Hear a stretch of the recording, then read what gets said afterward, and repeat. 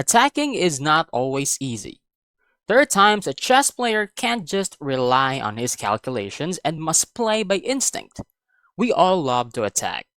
Many of us may be positional or tactical in style, but there will always be lovers of aggressive play. Loving to attack and knowing how to do it are completely two different things. That is why it is important to know how to attack and be familiar with concepts of creating one.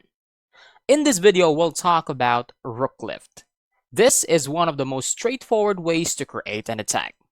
You know, rooks are very strong on the attack. They are pieces with great speed. With just a couple of moves, they can even reach from one side of the board to the other and do an effective job. Just as bishops become very dominant in open diagonals, so was the rooks in a clear path, in files and ranks. First, let us get ourselves acquainted with this pattern. This pattern is not new to players with some experience. However, this does not mean it can always be spotted and played. Many times, the possibility of using this pattern is simply overlooked in an actual game. For the amateurs, this pattern is actually a maneuver of rooks. Now, this is Rook Lift is all about. Lifting your rooks from a passive position to an active one, usually closer to the enemy king. Let us go and take a look at some positions where a rook maneuver or rook lift is being used to create an attack against the enemy king. Let's start with the London system.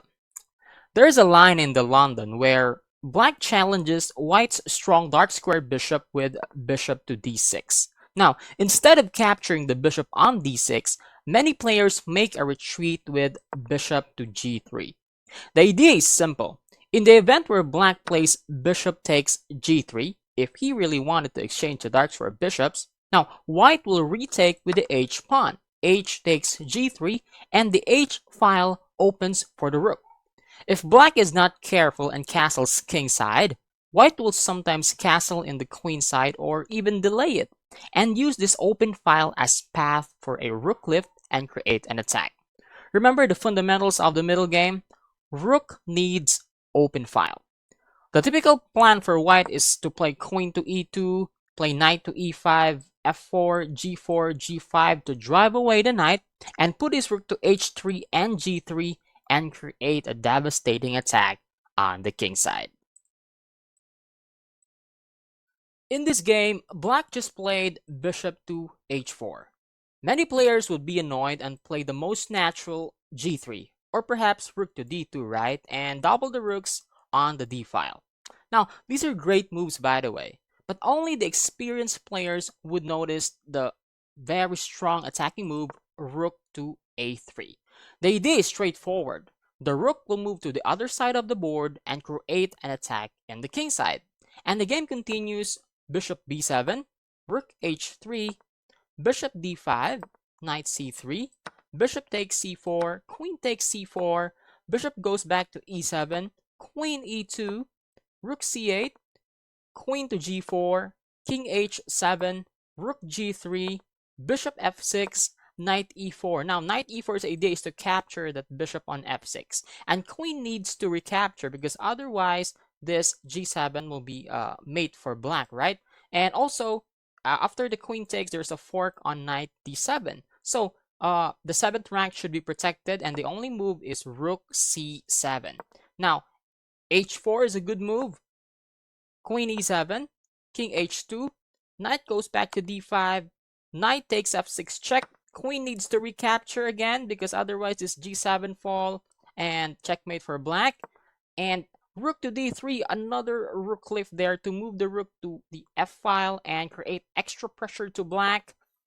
Knight e7, rook to f3, knight f5, g3, king goes back to g8, queen f4, rook d8, and now we have d5 to move away this defender for the f5 knight. Rook to c2, and knight takes f7. Any take on that knight with the king or queen would have an extra tempo there with d takes e6, and this knight would lose his defender and would be gone away after that. And white will have 2 pawns up. So rook f8 has been played, and we have this d takes e6. Rook goes back to c5 to protect the knight, but after b4, black will have to lose material and eventually the game. Now you have seen the pressure brought about by a rook lift and how the opponent was prone to mistake in defending his position. In this game, white is down a pawn but has some compensation due to black's weak dark squares and some attacking initiatives in the king side. Due to that factors, and with white to move, there are many good moves to make. Bishop to a3 is one. To capitalize on the dark squares, knight to d4 is also another good move, followed by f4 and rook to e3. Now, there's also another strong move, bringing much gravity against black position. And white plays rook to a4, followed by rook to g4 after that, and with greater pressure against black's king. Later in the game, black did not defend well and lost quickly. This game features black's uncastled king. Here, white played bishop takes f6, and black replies with bishop takes f6. Now, after rook d to e1 check, instead of playing bishop to e7, which is actually the most natural move, black played king to f8. He wasn't concerned about his rooks not being connected by not castling, and that is because he understands that his rooks do not have to be connected to be active. Now the game continues, g takes f3, bishop takes h4, rook e4, bishop goes back to f6, a3, h4, queen a f4, and now rook to h5, taking on the d5 pawn. And later in the game, black managed to push his h pass pawn, and the rook on the 5th rank was actually monster, and he was able to capture the d5 pawn. Few moves later, white was not able to hold his position and resigned. This is a closed position where it seems that white doesn't have any immediate attacking prospects. Black looks to be defending everything. The diagonals are blocked, and the squares for the knight are covered. So how is white going to proceed? Now that question is perfectly answered by the move a4. Now white is going to create his own initiative to put black into the defensive end. Now the plan is actually simple after a4. Now after a4, rook moves to a3, queen goes to g4, bishop goes to e2 to clear the path for a rook transfer on the king side. And after that, all of white's pieces were doing something active, and white went on to crush black. In this game, white attacks the knight on c4. Now, if you happen to play black, what would you do?